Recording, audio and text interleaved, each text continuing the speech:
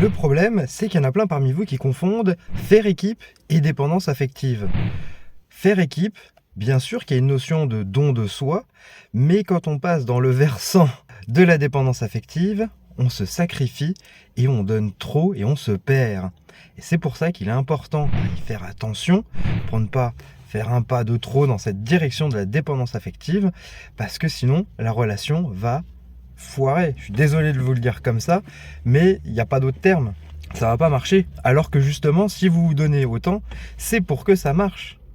Donc ça serait vraiment dommage de persister et d'insister dans une direction en espérant que ça marche, alors qu'en fait vous obtenez exactement l'inverse.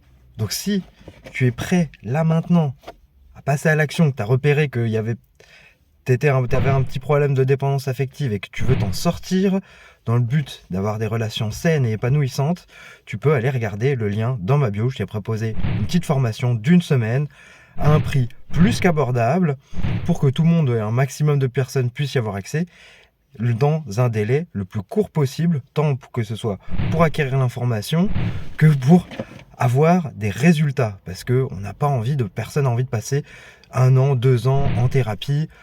C'est à un moment donné, on n'a pas forcément, il y a des gens qui n'ont pas forcément envie de ça, des gens qui ont envie de régler le problème vite, là maintenant, avec des solutions et être confrontés au problème.